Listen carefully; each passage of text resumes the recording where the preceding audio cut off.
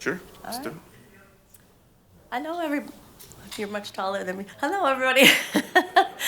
Welcome to our seminar called Face It, You're a Restaurant and Bar Owner, right? That either makes you feel good or feels like a nice little stab in the gut. I come from a restaurant background, so restaurant part was easy for me. It was building the brewery that was on the harder side, but for everybody else that is coming at it from being a brewery, having to constantly add on a food program might be difficult. And how do you make it profitable? And all of the things that go along with that. So we have these great guys to my left that are going to talk through that with you. Jim Now, Lucas Fazzary, and Derek Edinger. And I'm going to kind of turn it over to you guys to introduce yourselves, and we'll go from there. Perfect. Thanks, Dawn. Ooh, that's loud. We want to introduce ourselves first, so I'll let Lucas or Luke, what do you want to go by today? Either. We'll go by Luke. I want you to introduce yourself. Tell us a little bit about yourself. Sure. So I'm Luke Fazzary. I am owner of Scale House Brewery in Hector, New York. We are very pizza-centric as far as restaurant goes, but we also do handmade meatballs, salads, handmade desserts. I got thrown into this business. This is not something that I wanted to do. I had no desire to do a restaurant or a brewery, so I'm going to go ahead and let that be known right up front. So my answers might be a little bit different than these guys that may or may not have chosen this profession, but if you're somehow getting thrown into this, I hope I can kind of help shed some light on some of the trials and tribulations that I went through, but yeah, that's me. Derek Edinger, brewer and co-owner Brewery Ardennes. So we're on the other side of the lake from this guy, Seneca Lake and Geneva and Finger Lakes. We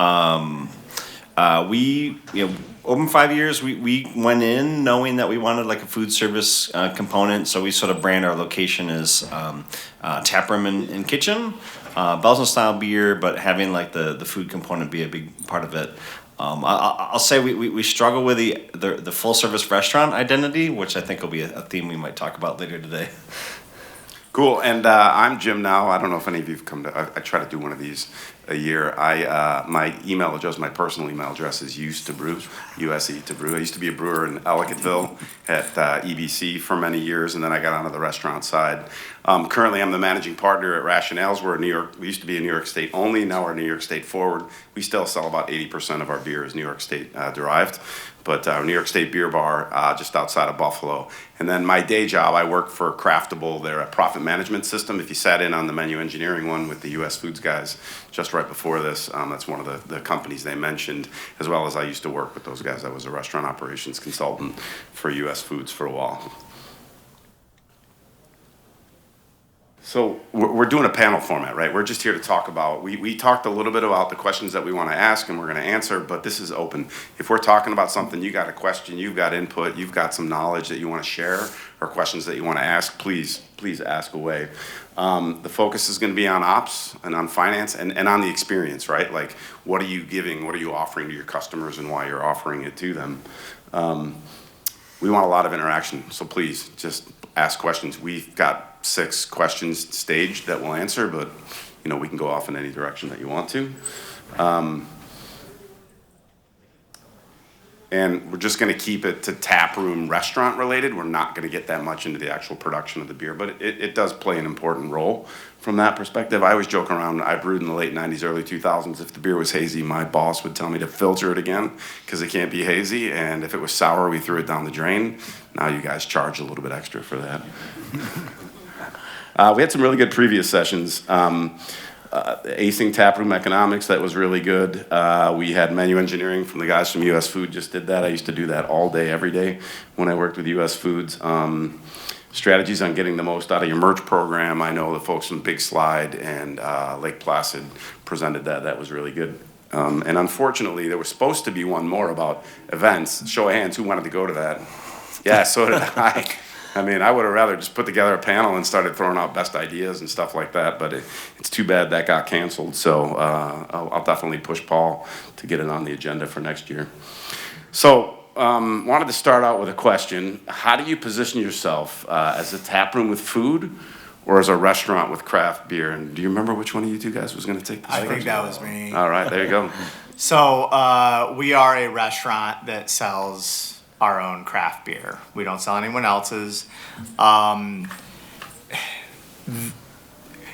didn't know that at the time.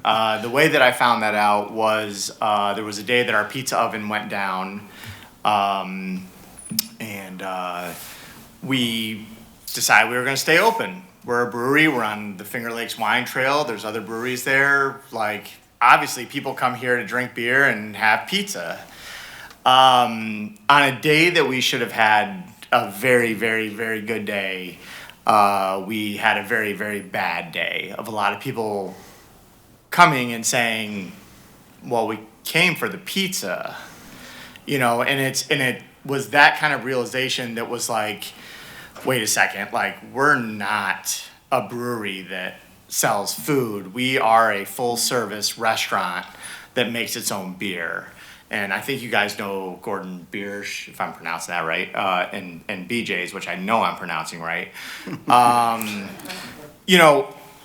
They actually have a very good business model.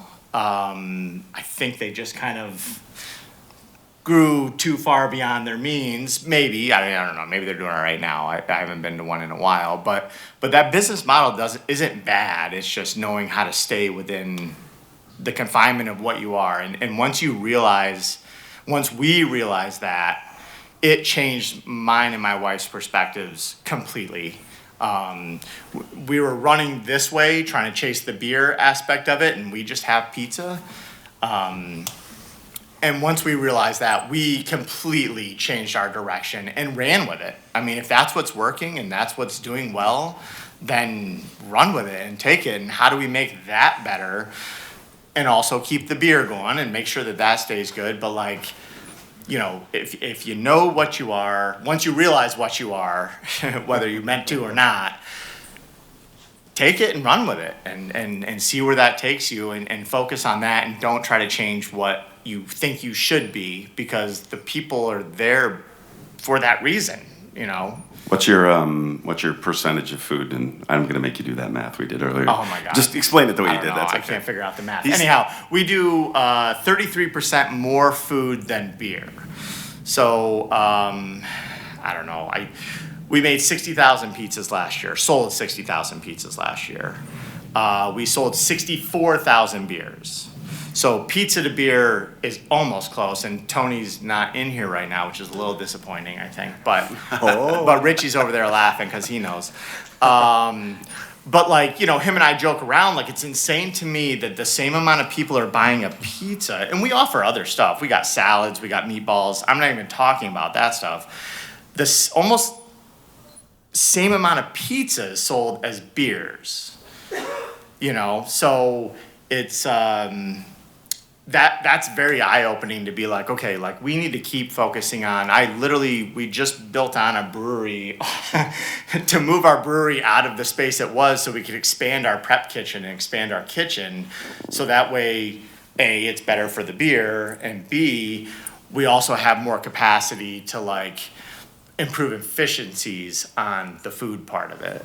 How about you, Derek? A little bit. I mean, we're probably on the flip side. So we're revenue-wise, 55% beer, 45% food. But like I mentioned, we have this identity crisis. We call ourselves like a tap room and kitchen, and I think struggle with being the full service restaurant. But I think you can't be everything to everybody. So I think you kind of have to find your place. I mean, it's still a significant component of our revenue, but we don't offer everything. We'll talk about that a little bit later. But I think what you are, though, because it's funny you mentioned that, look, about people being like, where's the pizza? Yeah. People come to our place, and so we have some hours for like the tap rooms open, but not the kitchen. But it's a pretty like small amount, because when people come in, the kitchen's not open. Yeah. We get weird looks, kind of a stink eye. So you find out soon that that's what people are there for.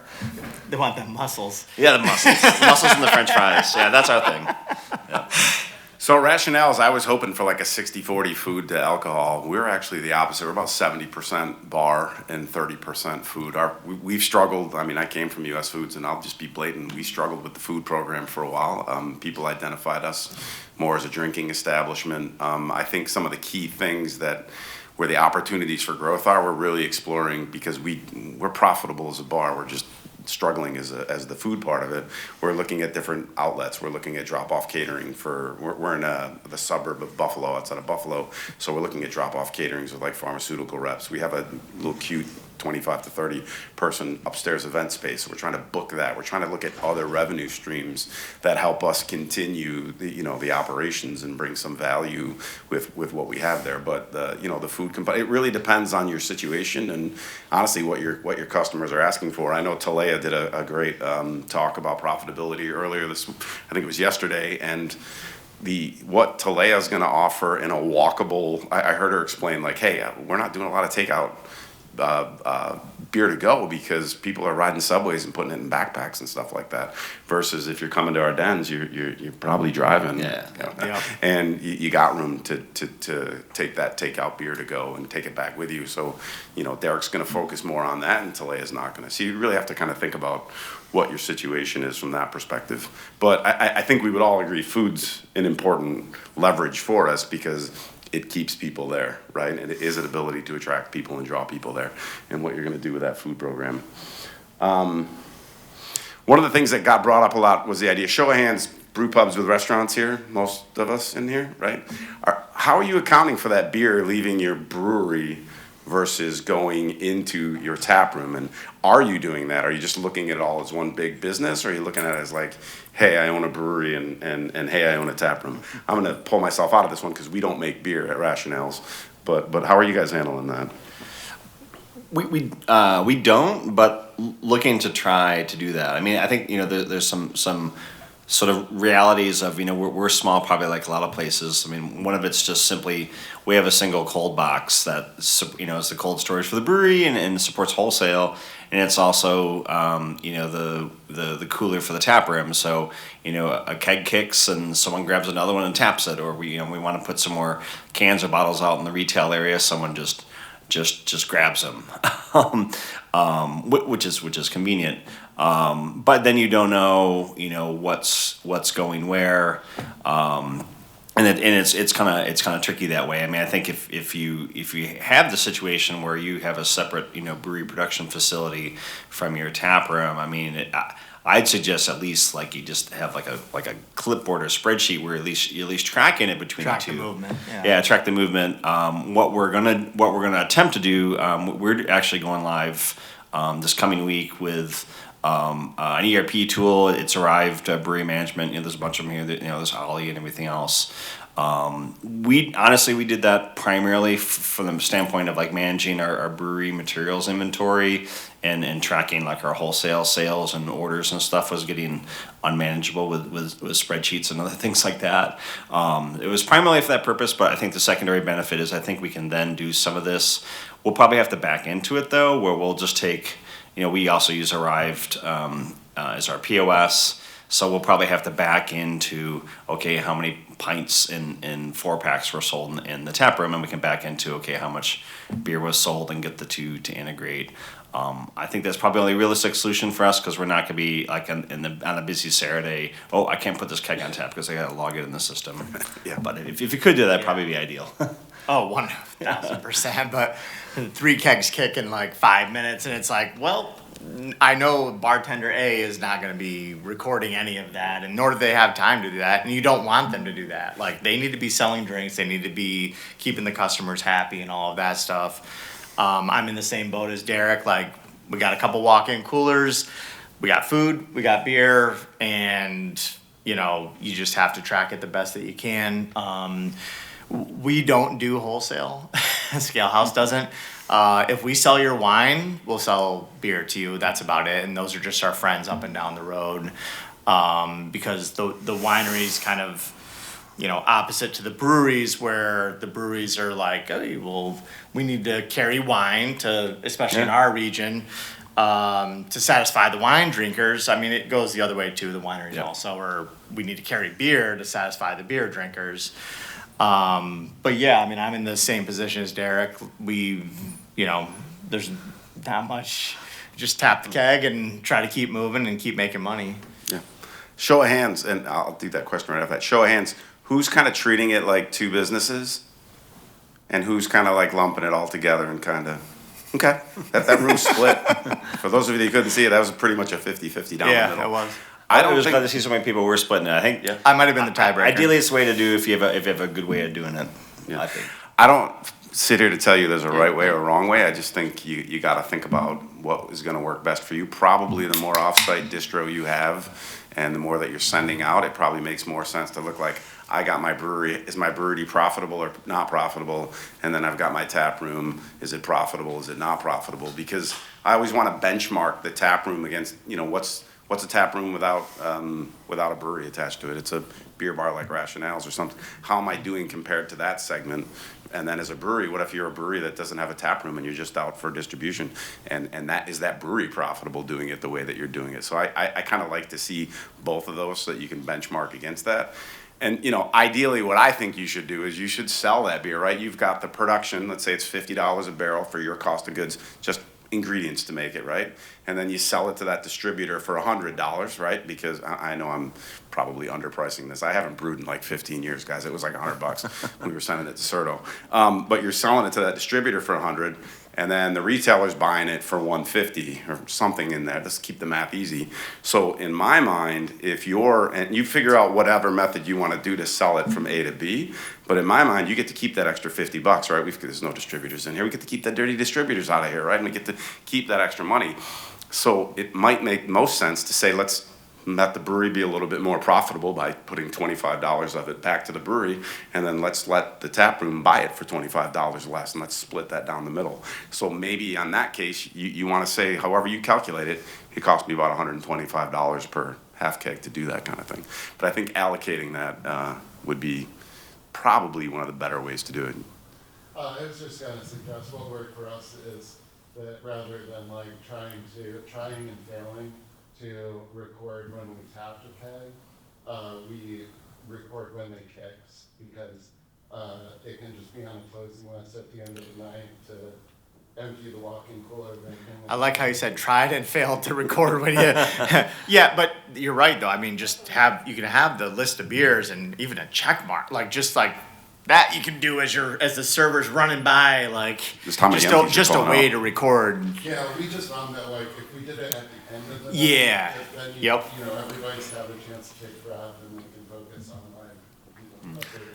And I don't remember who I had the conversation with, but what if you're VAT to tap, right? Like, how the hell do you know how much and maybe you racked a few off or whatever. So that's where I like that backwards imputing and saying, hey, these are my pint sales, these are my pitcher sales, he can throw it in a spreadsheet, do a little bit of simple math and determine like, I at least sent myself this much beer. That's the minimum amount you sent. You probably sent more than that from the brewery to the tap room because you got lost and everything else like that. But at least it's a baseline to say, how am I doing as a tap room from that?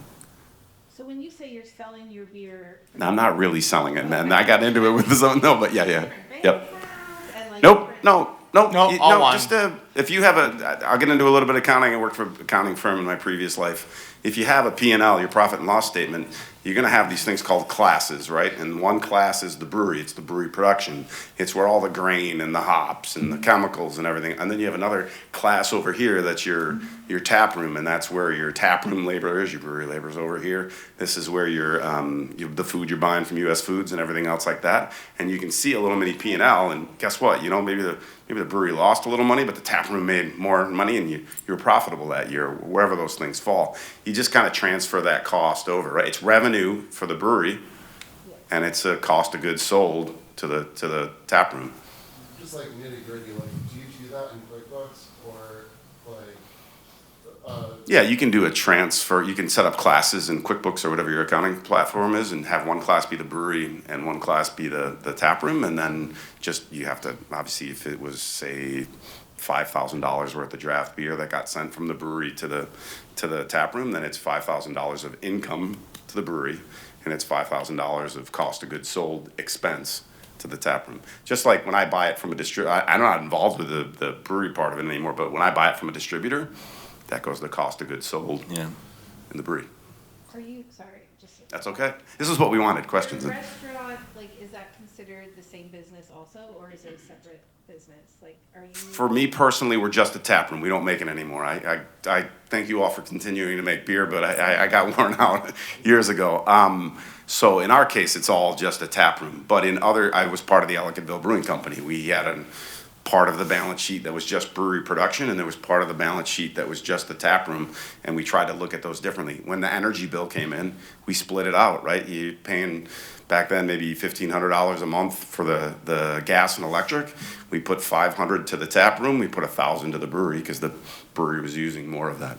So it's just, it's a kind of way of like having an extra column in your P&L if you think of it that way. So, have a good accountant. Yeah, that's All in right, the program because, too. because really your in common- the end, yeah. and these guys might stab me to death if I say this, but it doesn't matter to me. I mean, they're all one business. I'm a single owner with my wife. You know, the revenue from the beer and the pizza is still revenue to me. My accountants track all that stuff, and they keep all of that stuff as separate, and they have different subgroups and groups and tracking all of that stuff. They're great accountants. They're way too expensive, but I don't have to worry about that stuff. You know, I'm too busy dealing with the food and the beer and the customers and all of that stuff. So, you know, to kind of put some of that stuff on the accountants and let them make sure that they're separating all that stuff in the accounting sheet. So that way, if you ever do want to see that information, which you will, you have access to it. You know, you want to see what the brewery's doing and how much of the beer from the brewery's moving over. You know, like I said, we don't do wholesale, so I can say 99.9% is sold out of our tap room. So, but I think everyone's situation is different because I'm gonna Yeah, call out Dawn over here. Dawn sells me so much beer that she should be looking at it like, hey, I've got a brewery that production. You actually have do both locations have food and beverage as well too? Yeah. So she not only does she's got 4 of those things, right? She's got 2 different companies and then a brewery and a tap room, and she's probably sending things like left and right and upside down and whatever. But she's big enough. She's got enough volume that it makes sense for her to look at Prison City, the brewery, and then Prison City, Right. the tap rooms, and make sure that they're doing well, you know, absent of the other. If you've got a really good tap room that's subsidizing your brewery operations, that may be okay when you're doing what Scale House is doing. Yep. But if you're at that size here, it might be something completely different from that. Okay, yeah, more questions. And to any of your points, then, do you sell your beer from the brewery to the tap room? So we have a couple of different situations. We have completely two separate business entities. So our original location is a full restaurant, and we brew beer there, a small teeny amount, not really any anymore, but we were brewing a teeny amount there. When we were doing just that, we kept it all together.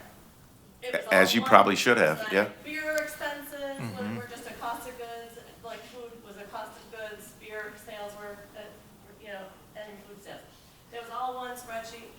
When we opened our production brewery, which also has a tap room, so that and now has another tap room in Lake Placid, we do what Jim suggests, and we have an accountant do it for us. have a good accountant. And so we have classes, and so when I look at my P&L, it's just one big, what's the bottom line? But if I break it out in a report, I can see the production, everything that goes into production, and that tells me if the brewery's profitable. And, for a little while it wasn't, so that's where we really had to concentrate and see, like, if I was only looking at it all together, we were making some profit. But when we broke it out, the brewery, especially with distribution, wasn't really profitable. So how do we kind of look at that pillar and bring that up? Taproom masked it for a little while. So then we physically sell our beer from the production brewery with an invoice in Ethos to the other 2 locations and record that as a sale for the production brewery, and then we pay it via an intercompany loan. So there's no money, like we're not physically paying it back to ourselves. There's no sales tax, there's none of that. Right. And I'm going to answer Paul's question real quick, but I want to shed something on it. When I was at EBC, it was when Ellicottville Brewing Company was growing their off-premise and stuff like that. And we lost money on distro, there's no doubt about it. And, you know, the owner was flipping out. And I'm like, dude, this is marketing. It doesn't say Peter's Brewing Company. It says Ellicottville, that's where you are, Brewing Company. It sits in a Wegmans. People see it. They buy the beer. So even if you're breaking even, that's like free marketing. And that tap room was so busy and so profitable. And that's what we ran. We ran that tap room, and we looked at labor cost of goods sold on beer, everything else like that, liquor. We did all those metrics and things like that. So it's just, information is power, I think, is what I'm trying to say. And the better information you can see on how those two operations are running is better. Paul, I wanted to. So most people here probably have a tasting room or a restaurant and a brewery. What we do is that we go to the POS every month. We look at how many pints we sold, how many kegs we sold in there, and then we take the barrelage and we put the barrelage per month that we brought to the tasting room. Perfect. There we have an idea of how our beer is selling within the tasting room. Are we going down in the tasting room? Do we need to promote something else to get more beer sold in the tasting room? Yeah. I mean, but having a liquor license and wine and cider and all that stuff, we see it all go down, the beer sales go down, but at least it's bringing people in to buy more food. Yeah. So food does overtake the alcohol in our tasting room. We also order our beer as a tasting room through Craft Portal as if we are a retailer. Right. Yeah. Or a distributor of our own, you know, so that. You are a retailer. You are the production, the distributor, and then you're both the on-premise and off-premise retailer by what you're doing from that perspective. I want to keep moving along. How do you guys deal with typical restaurant expectations? I think, Derek, this one was going to you because you've got some. Noise. I know, because it's an intervention, because the title of this talk is, you know, so you found out your restaurant, like, Actually, the title was going to be OS or OF. I'm a restaurant. And what do I do? I've been telling me room was, oops, I'm a restaurant. Paul wouldn't let me put the F or the S in there. So There'll be swearing, I promise. Like I said, I think it's tough. I think you have to have a thick skin and not try to be everything to everybody. Kind of know what you can do.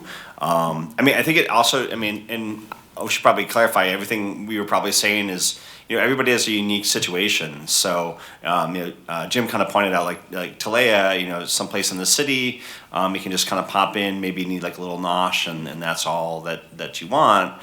And you know, and maybe, you know, being kind of in the suburbs or somewhere in the middle. And then for Luke and I mean, we kind of have to position ourselves as a destination. Like, someone's gonna, you know, get in their car and go a long distance to your place. You got to have something that's going to draw them in, and you want to keep them there, and you want to do a lot of things. So I think, you know, from a food perspective, like the bar's a little higher, but then, you know, are we a full size? You know, are we a restaurant? You know, our kitchen's tiny. We can't do everything. Do it, Derek. Just do it. Just, I don't know. Just do it. This is a group intervention. Oh, right, yeah. show of hands, who's doing cocktails in their tap room? So pretty much everybody. That's how, I hate to say it, but my God, it's probably been a lifesaver in a lot of ways. So I mean, liquor. You guys are serving liquor in your tap rooms. Absolutely. Interesting. Yeah. I'll be the outlier there. I think, you know, those are the big questions. Like, you know, no. Wait a minute here. No liquor. We have liquor in the kitchen. No liquor, but right? We have liquor in the kitchen, but not for the customers. Two no liquor folks here doing Yeah, it. you know, do you have liquor? Do you have coffee? Do you have desserts? Do you have a kids menu? I guess I'm the outlier here. We're not doing liquor, but everyone's saying it's where the money is. I personally, you know, we kind of worried that it's like this slippery slope. Like, once you have the liquor, then you have a well, then you have the mixers, and blah blah blah blah blah. And same thing with coffee. You know, then you have it, then people want, you know, think you're Starbucks, and they want to have it like, you know, 20 different ways. But Talea sat here and talked about their extensive cocktail program, because that's New York City and that's where the market is and what they want. I'll use the dirty T word, Trillium and Treehouse. I visited Trillium and Treehouse on a trip last summer to Massachusetts. You went into that place. They did not have a bar, but they had RTDs, and those RTDs were branded Trillium and Treehouse. I can tell you, in the summer I sell about 1,000 RTDs in a in a 1,500 square foot space in a week because we're super busy. My top 5 SKUs, other half was one of them because we sell a ton of other half in Buffalo, but 2 of the 5 were RTDs, Surfsides and High Noons. I sell more than I ever want to of that, but that's what the customer base is asking. So if I were a brewer and I was doing it in this situation, I would have an RTD that I made myself. And then it becomes a decision for you all. Does it make sense to brand it as my brewery? Or does it make sense to do what Resurgence I know did? They did Surfside, they're making them, but they branded it in something, sorry, not Surfside, they branded it Brightside or something. Mr. Brightside's a big thing for the Bills fans. But you know, you got to make that decision. But what you're doing is you're capturing that audience and you're putting them to your brand. And they basically said, hey, we've got enough demand here that we're going to make you drink. If you're going to drink an RTD, you're going to drink our RTD. I'm not saying it's cost going to make you more profit or anything like that. But I know other breweries that buy High Noons by the pallet because that's something that the customer is demanding. That's not a huge investment. To me, I know you have a slippery slope, but maybe that's where you get right to the edge and you just say, I'm just going to do a canned cocktail. I mean, yeah, RTDs may be the way to do it. I mean, I think this one's probably easier and nice. Who has wine and cider? Yeah, almost everybody. Yeah. That's an obvious one. It's kind of funny where we are. Like, I feel like the breweries were more progressive in embracing that, and the wineries around us were very slow in embracing beer. But now they're catching up quick. You know, have something for everybody. So I guess that's kind of what we do, and man, maybe RTDs is the way. I mean, we do, you know, RTDs, the Albany cocktails, which are still sitting around the same percentage as a beer. Where we are on Seneca Lake, there's a lot of wineries and breweries that you hit, not to mention one more bar that actually sells liquor and shots right before us, that by the time they get to us, he wants to slow they it down. need to eat, not drink. Probably helps your food that helps his food program. And for real, and the pizza is something they're excited for, but it's also something that, like, you know, I'd hate to put Wagner's, Lucky Hair, then Wagner's, in a position that now we've gotten them even worse all the way up, you know, and it's not all of them, obviously, but there are those outliers, and you know, nobody ever wants to talk about it, but one bad mistake by your business or restaurant can ruin you. Yeah. Liquor liability insurance, folks. Yeah. I want to really touch quick, and then we'll go on to the next question. Desserts and kids menus. I won't have you throw your hands up or anything else like that. Again, I think it's specific to what you're trying to do. I always go back to my EBC days. We did not want desserts. EBC was so packed in the winter, in the middle of ski season, because you went down and you skied at Holiday Valley, that he wanted that table turned because the amount of margin he would make on that table if 2 of the 4 people got desserts or split it was nothing compared to get them out of there and get the next table sat because they're on an hour and a half wait list. So you got to strategically, that may not be the case if you've got a huge, You've got the wide space. open space. We do it because we're not Yeah. usually cramped for space, and it was one thing. It was more of like a thing with our kitchen. Like, oh, they wanted to make them because they're chefs and they want to be involved, and we finally just pushed them and said, we're just going to buy this stuff. You know, get a great cheesecake from your food service provider, and then we let them make their own kind of little fruit compote to put on it, so they can feel like it's something sort of artisanal, but like, just buy it, and it's easy. It's an easy pickup, right? Versus something that takes a lot of prep. And you know, we think a lot about one of the key metrics is check size, driving check size. So that's kind of one of the whole reasons to have food, right? You can only serve so many beers. Well, something to eat. Okay, where else can you go? Can you go desserts? Can you sell them to go? So we kind of look at desserts as something. We only added them like a year ago, but it's an easy pickup if you have a good food provider, and it's just a way to grow the check size. And then kids menus. I'm aging myself, so I'm 54. I was at EBC in the late 90s, and I remember the little kids that would come in with their family, and he specifically had a kids menu. And guess what? Those kids are back with their own kids, and they're still drinking EBC. It's a way, if you're in it for the long haul, it is a way to just you know, I'm not gonna, this is a great debate. Do you want more kids in your brewery? Do you want less kids in your brewery? It's, I'm sure they don't want too many kids in Talea in Brooklyn, because there's a lot of, you know, spaces at a premium. But if you go to Myers Creek outside in Syracuse, and he's got that whole, they just want kids and families and dogs and everything running back there. So you gotta kind of target it to your audience. Quick question? No, I just was gonna make a comment. So, I make desserts for our brewery. It's one of the things I do in the kitchen. And it is one of the best profitable things that we do. Like, I can spend. What do you make? I make brownies. I Yum. Yeah. make carrot cake, cheesecakes. Yes. Cream pies, bread pudding, usually. Ooh, I do love a good bread pudding. I'll make all these bread puddings, but I'll usually spend maybe $5 on ingredients and probably a few hours of my time. Make sure you put that in the recipe. $80 to $100 on each dessert. Ooh. Right. Doug from US Foods can tell you how you can put your labor component into your recipe because your time is worth money. So There's no such thing. we make our own cannoli mix. So we make cannolis. It's our own cannoli mix. It's actually my grandfather's cannoli mix, which I'm actually super stoked to say that I was just down there visiting him in Florida last week. And he had a folder of like old paleo dairy stuff. And right on top was his original cannoli recipe from 1955 that we still Nice. follow to a T, minus one thing.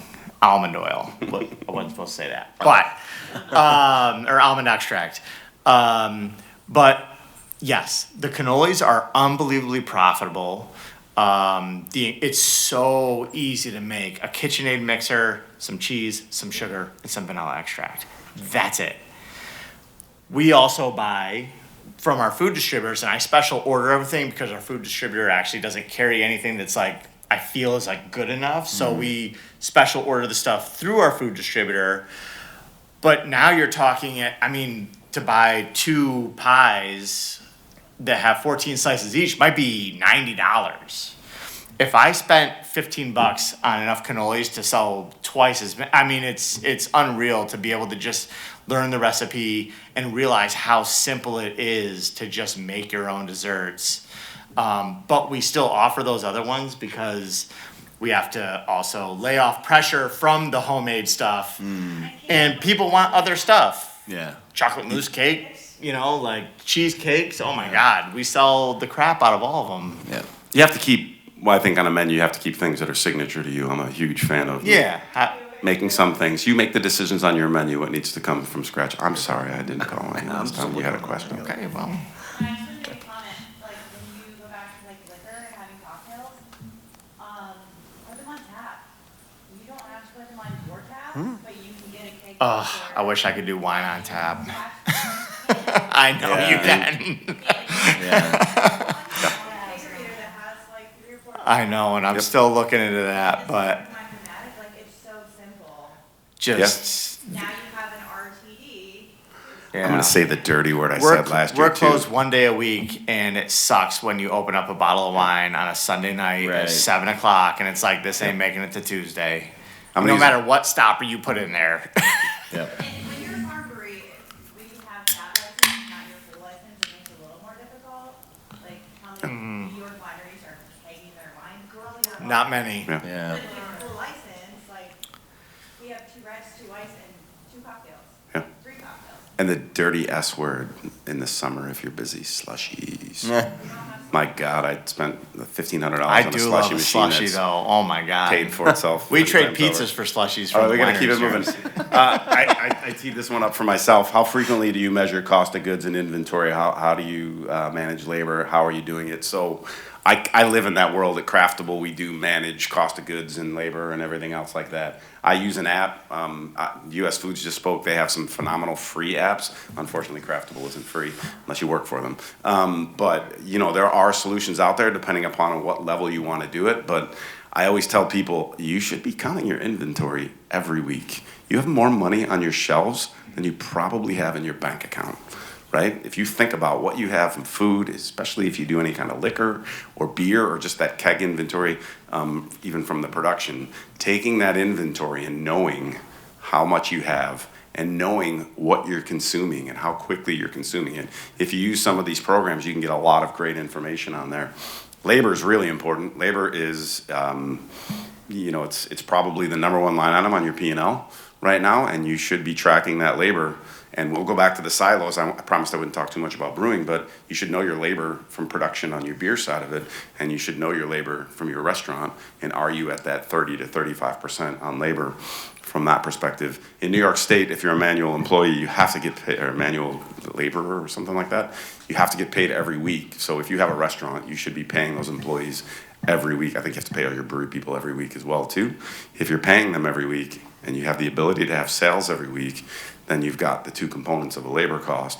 You should put that together every week and say, what was our labor this week? Maybe it was high. We knew it was high. It was 2 snowstorms and we couldn't open and whatever.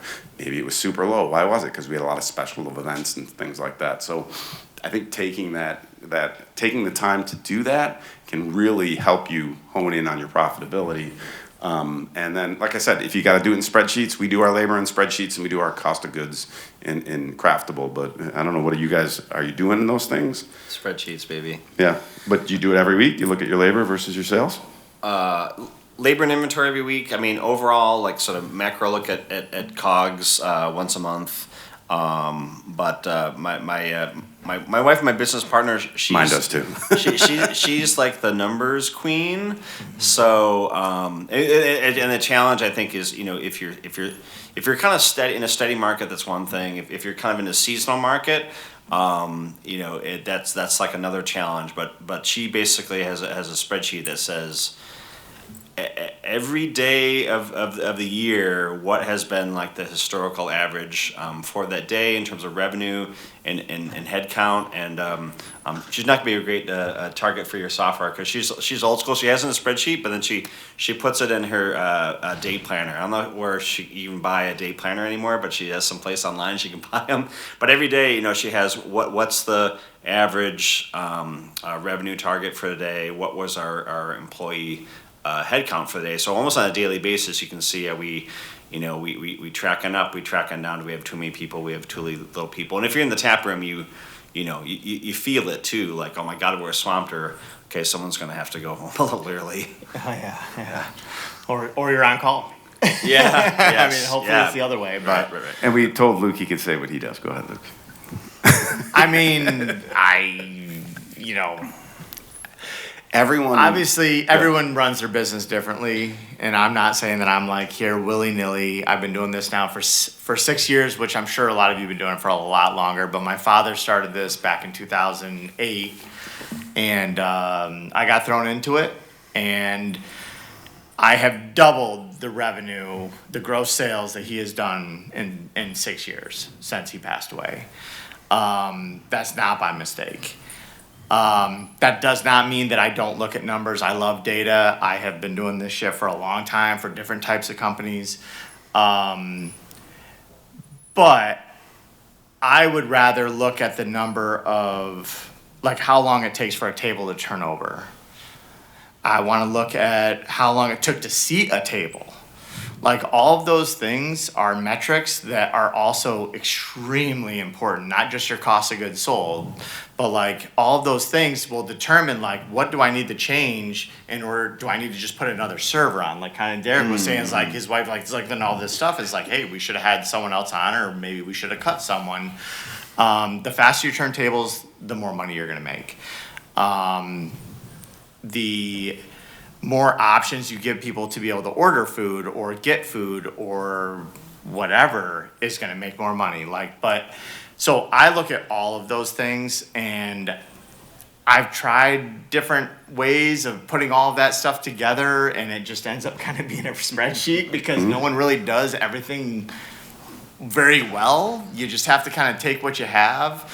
And we've added different options to our tech stack. I mean, we have a wait list option that was just beats writing someone's name down in their party size on a guest check. And you just have to look at all those things. How much does it cost for the year, and figure out what, it's not there to make you money. It's there to like save you money. I think the important thing is you got to decide what's right. Like things right for your business. Yeah. I mean, I run a pizzeria. That's so different. I don't have anyone being like, I need to medium rare burger. Yeah. They want a fucking pizza with pepperoni on it. Like, And I think also, the big thing is, you hear double it in 6 years. Sales solves all problems. If you're busy, it's easy to control your labor, right? From that perspective. And if 'Cause you're everyone's busy. Yes, yep, exactly. then you're gonna able to do that from that perspective. I'm gonna skip 5 because we're running a little short on time. You guys, how do you set your prices? How do you look at like what you're gonna do when you do a new menu or something else like that? I know Doug did a huge thing on menu engineering. We're not gonna go too deep on that, but any things that you do or any recommendations from that perspective? We come in it from two ways. I mean, one of the big ratios is your COGS ratio. We try to keep 40% or below. So we'll look at that on a monthly basis, and we'll look at a macro view on a monthly basis based on everything. Probably a little less frequently, like item by item, but you need to know item by item, and obviously some things can be over and some things can be under. And then from a pricing standpoint, that's the tricky one, right? You kind of have to look around you and see what people are doing. But we had this conversation the other day, and we're debating like if no one says it's too expensive, or even if only a few people say it's too expensive, then maybe you're not charging enough. So I think the best review you can get on Google is, it was a little expensive, but I really enjoyed it. yeah, Because that means you're doing well with pushing the threshold of what you think comparatively you could get for that. In my mind, pricing a menu is the science and the numbers and everything we talked about from menu engineering, but it's also a little bit of like, what is the market gonna, withhold, what do you have to do from a competitive basis? You want to be that place that's more desirable to go than the other places, and you're able to charge a little bit of a premium for it. And we could spend hours talking about what you can do to do that, but I don't think you can do the numbers in a vacuum. And I don't think you can just go on looking at what everyone else is doing, because that guy down the street might be driving himself into bankruptcy. Right. 'Cause he has no idea what he's pricing, and you're trying to stay cost competitive. and it might be apples and oranges too. I mean, I think there's a lot of psychology of like having like that small price, but then there's the price of add-ons that nobody really pays attention to, or growing the check size so each individual item isn't too much, but by the time they're done, they ran up a big check and they didn't really realize. Maybe they don't care, or I think for a variety of reasons we sort of gravitate toward like smaller shareable items where people like, oh, each one of them is only like $15, $18 versus something that's $30, and then they buy a whole bunch of those, and that's different than one thing that was like 2 or 3 times the price. I want to get through the last one real quick. I teed it up for myself, and then we're going to open it up to questions that you all have. Show of hands, any incentives for managers and key employees to help with that prime cost or that profit? Yeah, like your GM's on some sort of thing from maybe a prime cost or whatever. This is huge for me. This is staff. You all love your staff. They're good people. You love 98% of them, right? But they really help you. They're so important to your operation. They're doing what you're asking them to do. They're the front line for your customers. They're your brand, especially as breweries. They're your brand when people go out and they buy that beer. And I don't have that. If someone going to a grocery store and going somewhere else and buying my beer. But they're so important to you. How do you get them aligned with what you're trying to do? And as a business, nobody is in this to not make money or lose money. Show of hands. I think nobody, right? Like we all want to at least break even, and maybe worst case scenario, we bought ourselves a job. But how do you get your employees aligned with what your goals are? And one of the great ways to do that is to look at, everybody knows what prime cost is. That's your labor plus your cost of goods. I'm a huge fan of, you can't just look at labor. You can't just look at cost of goods. You got to look at the two of them together. There's things that I can make that cost me a lot of labor, but the cost of goods is cheap. Do I make more profit on that than the thing that doesn't take me any time to make, but has a higher cost of goods to it? You got to put those two together. But getting an employee on an incentive plan so that as you're making money, as they're making you money, you're giving some of that back to them in the form of an incentive. And it doesn't have to be just managers. It can be line cooks. You can give your sous chef who's an hourly person, you can be like, hey, if you can help chef keep the food cost and the labor in the kitchen, and I want to hit 62% on food plus labor in the kitchen. And if we hit that, I'm going to give you a 50-cent per hour incentive for every hour that you work. I'm going to look at it on a quarterly basis or something like that. At the peak where I did this, I had the head chef on it. I had the GM on it.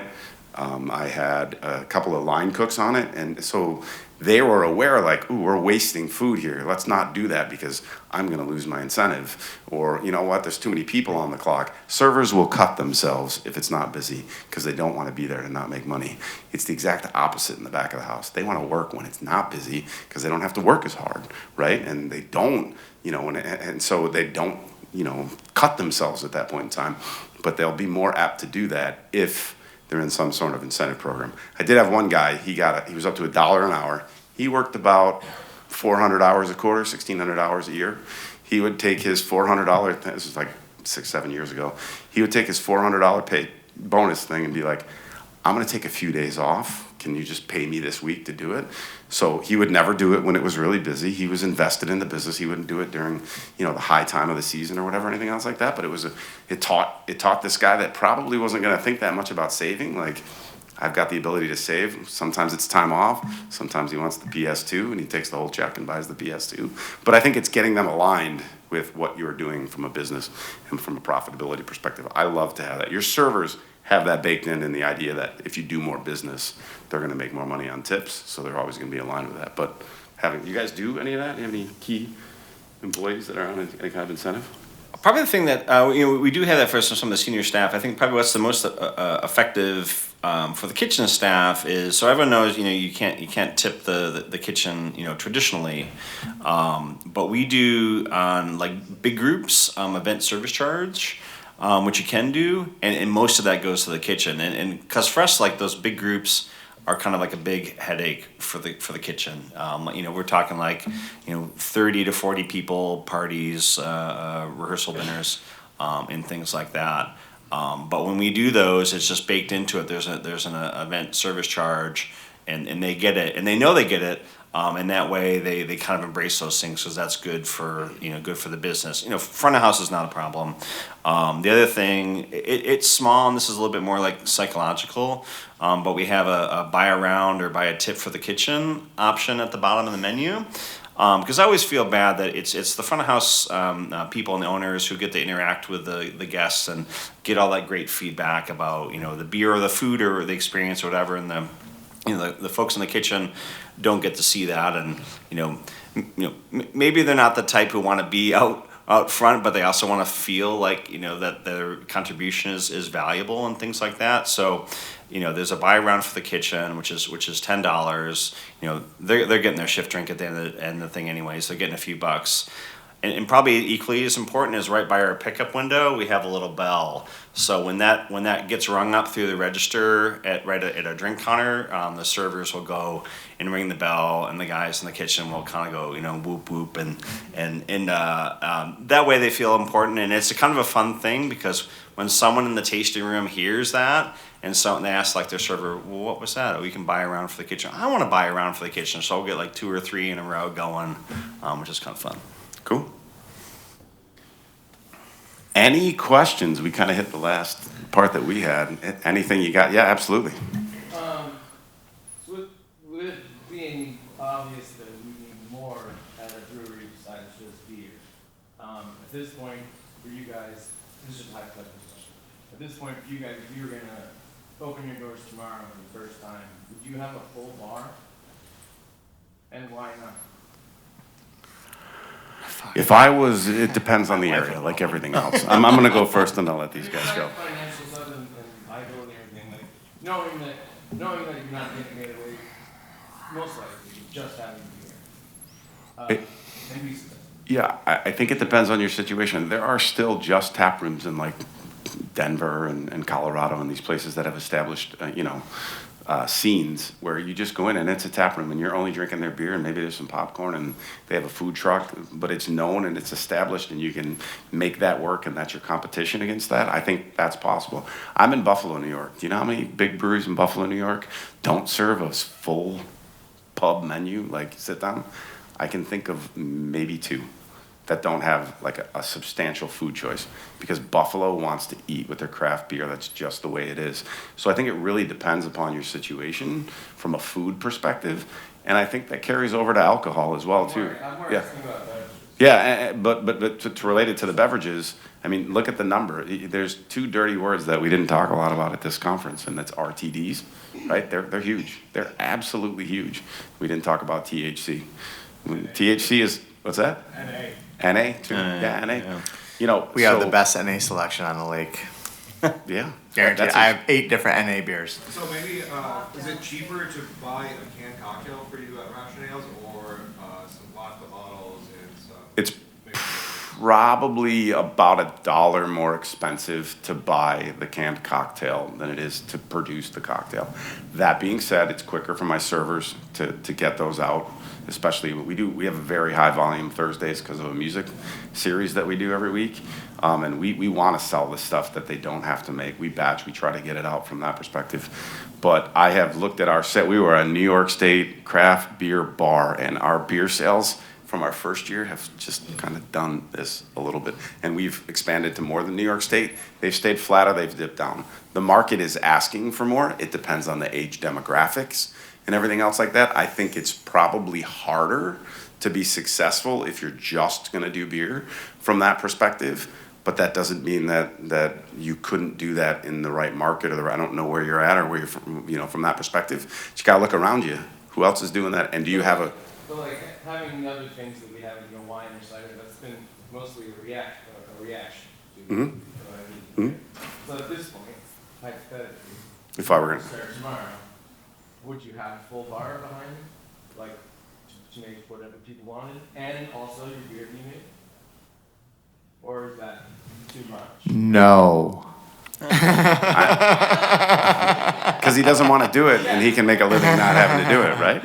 Isn't that important, though? I don't want to deal with liquor. Yeah, yeah. Make cocktails, you make an And but it depends on where you're at. Yeah, but just if you are in the river, Yep. you have a space, you put it in a keg, that's where you're making your money. You're not Yep. pumping the Yep. $35 bottle to an ounce and a half, 2 ounce drink. Sure. Oh, absolutely. Yep. Is that mostly a location? A location? Hugely driven by location and who your customer And is. it's not one size fits all. I think so. I mean, ask me next Location year. and clientele. If we didn't have wine and cider and NA, we would lose a lot of people, or they wouldn't stay as long. So I mean, a lot of this is just sort of gut feeling, anecdotal. I don't feel like I've had anyone walk out the door because we didn't have a cocktail, but it's location. We're wine country, so Right. But those things could change. It's more work, but it's more revenue and probably more profit. If I could buy the building with the money that I have and do all the build out with the money that I have and not ever need to see that money again and just want to run something that breaks even, I would just have beer. But guess what? I didn't do that. I borrowed a shitload of money to put Rationales. We bought the building. I'm a huge fan. Buy your building. It's going to create a problem later on down the road, but we bought the building, put a lot of money into it. And the reality is, do I want to do this? Probably, ideally, no. But do we need to do it so that we cash flow and it doesn't keep bleeding my retirement fund? Yeah. I And suggested last year for a liquor license, 2 people came up to me, they said, thank you, at this conference, thank you, because Yes. the revenue has increased in the liquor license. If you have 5 or 4 couples that want to come out, one couple doesn't drink wine or beer. They won't stay. They won't stay there. So look at it that way. absolutely. I mean, I just opened 4 months ago, and like, if we didn't have wine and liquor, like, our numbers would be very different. Like, our wine sales are like very high, and we can wine, but like, we need those options for people. And where are you located? We're right in Colony, 20 minutes. Yeah. away. Suburban, outside or in the larger metro area, as are we. We're just outside of Buffalo. If I didn't have this, and I didn't build it wanting to really do that, I didn't hire a cocktail person, and I was like, no, we're gonna just be beer. I was trying to model it after the Blue Tusk in Syracuse, and Buffalo gave me a double barrel middle finger and said, F you and your sandwiches and your soups and your salads. We want wings, we want fries, we want this. I don't care that you're only New York State beer because the place right down the street gets Hetty Topper in and I'm turning it down every week. And so we pivoted a little. We've still stayed true to what we are. We still sell a lot of New York State beer. We're very active. I come to this every year just to stay in touch with you all. We try to help the smaller breweries as they come in. But the reality is if I would have stuck just to what my initial thought was, I'd be working at Craftable as a day job, dumping money into the business.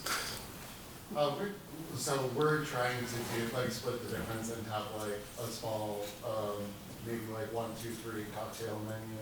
Yeah. Without being able to make a long island as a so that's fine. I wonder if I could ask, like, one thing that I struggle with, like, just theoretically, was dividing cost between class. You mentioned, like, $500 of the energy bill goes to the pub and $1,000 to the brewery. Like, I've been putting everything into like an overhead bin and then an overhead class and then distributing that between each profit center. But then I'm like, how is it a third, a third, a third? Is it like? I think Lucas, you when you built this expansion, are you gonna have a separate meter on that new? Was one of the? Oh two? yeah. No, on the brewery, that's all separate utilities. Yeah. It's very tough to be like, well, the oven used this much electricity and then our all-electric 7-barrel system is using this electricity. So yeah, no, when we built that expansion, it was like we are separating everything except for internet. Like, just, so we can actually take it down to, I mean, we can figure out exactly how much a beer costs to make. I can figure out exactly how much a pizza costs to make. Like, just in my situation, like, I can't do that, like, I don't have space to build a new building. So like, do you have any thoughts on like, a way to distribute those overhead costs? So like. Don't run your brewery for one day, turn all the fermenters off, mean- roll the dice, and if it's gonna get So infected. what I did, I mean, we haven't even started brewing in our new building yet. That starts on Wednesday. Yeah. Better be Tony.